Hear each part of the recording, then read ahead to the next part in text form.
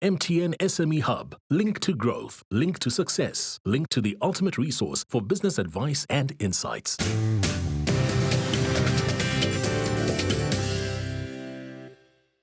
Welcome back to the Big Small Business Show, and in studio with us today we've got Lihle Malitjane. She's the founder of My Sweet Potato, a business that was started during COVID, and her issue is really how to hire and how to find and keep good staff. So let's start. Let's go through the process right now from beginning to end. I asked you the question around what does quality mean to you. To me, that needs to be far more specific per role, is what quality means, with a test against what that qualitative requirement is. So if you are saying to a chef as part of the interview process, cook me this thing, you might say, well, cook me this thing without a recipe and cook me a thing with a recipe to see them in both. Okay, so that's part of the assessment. Or you might want to say, cook me 3 different things, or tell me what's wrong with this. The more comprehensive your assessment process, the more people you will exclude, but the higher the probability of getting the right person in. So that's only at the quality at the performance level for that person, but it's not around an attitudinal thing. And so how do you find out about that? Everyone who's coming into an interview is going to put their best foot forward. Okay, they're not going to show all their weaknesses. They're going to talk about all the wonderful things that they've done. I like the fact that you asked them, tell me about our business. And if they haven't done the research, that means, well, they've just come for a job. They're not really interested. So I like that part. But to me, it's also about reference checks. Now, what I've experienced often is that people who provide a CV will provide the person that they're providing as a reference as their cousin or their brother or an uncle, and not the real person. The more you do the research behind that and go to the company, the more you are able to actually get proper references instead of the references on the CV, the closer you'll get to understanding what their attitudinal performance is like, how they are as an employee. You also need to go through multiple interview processes, not just one. So what we do in Raizcorp, depending on which role, you might get 2 or 3 or even 4 different interviews taking place for that role. But what happens prior to that, there is an interview on the phone. So before they even come in, pick up the phone and say, you've been shortlisted. I want to ask you a whole bunch of questions. Take down notes of what they've said. And in that, you have what we call a kill question. So you have 1 or 2 kill questions in that questionnaire that, based on their answer, if they don't answer it in accordance with what you want, it ends there. You don't continue with the interview process, and then you send them back an email so they've been unsuccessful. So now you're spending less time one-on-one in that half an hour, etc. So you've got a higher quality candidate in there. So an example of, to just use what we've got from here, is that question about what do we do? Well, you can do that over the phone, right? Instead of having them come in, set up the meeting, have you had some tea and all that kind of, that's a waste of time. Do that over the phone. You'll save yourself many hours over a year that you can use in the proper interview process and in the assessment process. So structure it as telephonic, multiple interview process. Then, in my opinion, do not sit in the first interviews. Sit in the second interviews. You're too expensive. Find somebody else that you train up to be in the first interviews, and let them, based on your training, bring forward only the ones that meet the shortlist. And then you sit in that second interview.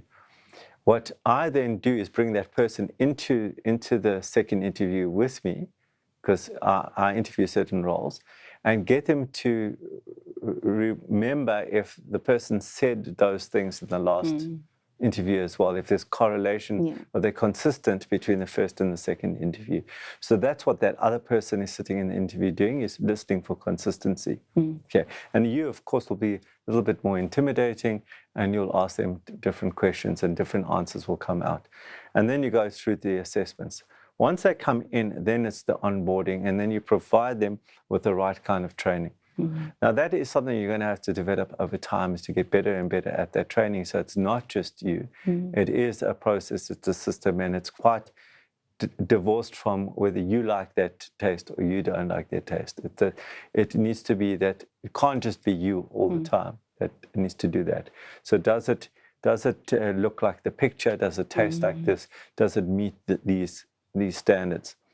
And then in your probation period, it's very important, obviously, to go through the follow process, because the labor law is actually quite fair if you follow process. The problem is that we are too busy to follow process, and it's actually quite complex. But my strong advice is I don't like the probation law for small businesses. I think small businesses need to have an opportunity to say, you said you could do it, you couldn't do it, goodbye. Okay, but we can't. We live in a different reality. But so we have to follow process in terms of probation. Make sure you're following that step by step. Then performance reviews post that. Once a quarter to go through performance reviews. What am I measuring you on from a performance perspective? So let's talk about that thing about that you're a small business and you can't afford those big salaries. Okay. Yeah. So now that's got to do with their connection to the business, which has got to do with your leadership and your manager's leadership.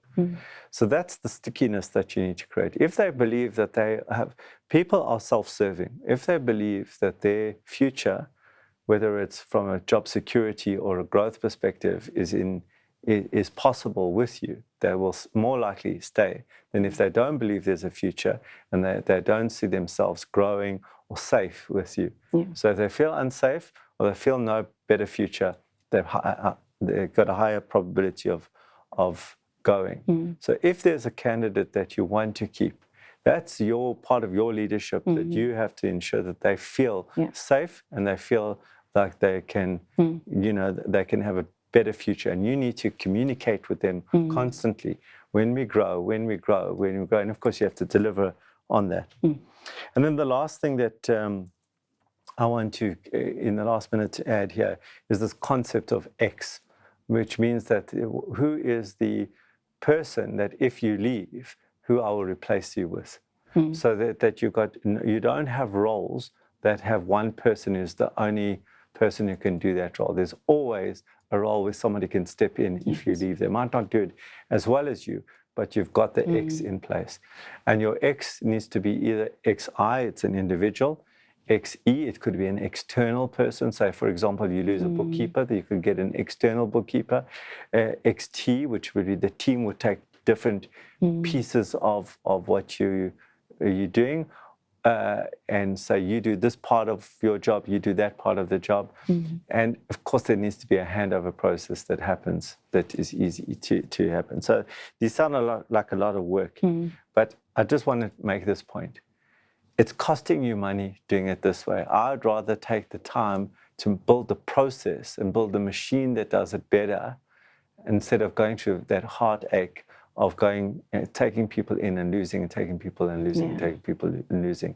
And that's inevitable, but how often that happens and what the consequences are for you personally, because we take it personally as entrepreneurs, and what the consequence is for the business depends on your X, on your performance reviews, on your probation, on your and how you bring people in. So I hope I helped you there and you've got some things to think about. Absolutely. Well, that's it. I hope I gave you things to think about. And if you are in the situation, please follow some of that advice. And do remember, if you think it, write it down and make it a reality.